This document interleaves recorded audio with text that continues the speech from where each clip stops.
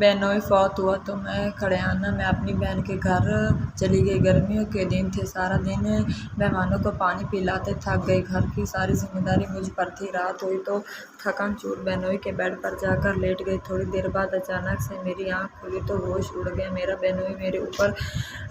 میں صبح اٹھی ہی تھی کہ جب ایک ایسی خبر مجھے سننے کو مل گئی کہ میں چکرا کر ہی رہ گئی کہ میرے موبائل میں مسلسل بیل ہو رہی تھی اور میں اپنے شوہر کے لیے ناشتہ بنا رہی تھی، کچن میں مصروف تھی کہ جب میرے شوہر جواد نے میرا فون لا کر مجھے دیا اور کہنے لگا، لو پکڑو، بات کرو اپنی بڑی بہن سے۔ ایک تو تمہاری بہنوں کو چین نہیں، کم از کم اپنے شوہروں کو کام پر تو جانے دیا کرو۔ پورا دن کبھی کسی ایک کا فون آ رہا تھا، کبھی کسی دوسری کا۔ جواد کو آنکھیں نکال کے دیکھا، فرائی انڈے اور بریڈ کی پلیٹ ان کے ہاتھ میں تھما دی۔ میں نے کہا کہ اب جائیں ناشتہ کریں، میں چائے لاتی ہوں۔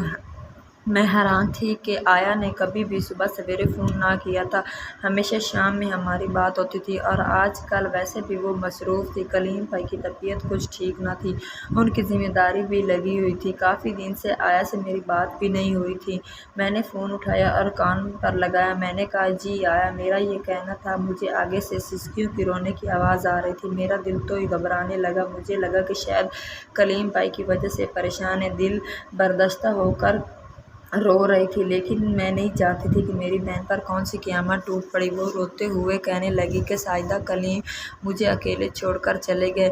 یہ کہہ کر پھوٹ پھوٹ کر رونے لگی کہ میرا دماغ چکرا سا گیا۔ موبائل میرے ہاتھ سے گرتے گرتے بچا تھا، دل دھڑکنا بھول گیا۔ میری بہن ابھی جوان تھی، بچے بھی چھوٹے تھے اور بہنوئی بھی زیادہ عمر کے نہ تھے۔ میں نے فون بند کیا اور بھاگتے ہوئے باہر نکلی۔ سامنے لانچ میں میرا شوہر ٹیبل پر بیٹھا ناشتہ کر رہا تھا۔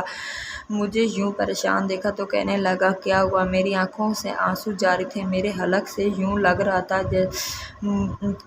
جیسے آواز گم ہو چکی۔ روتے روتے میں نے نہ جانے کیسے انہیں بتایا۔ یہ سن کر تو وہ بھی پریشان ہو گئے۔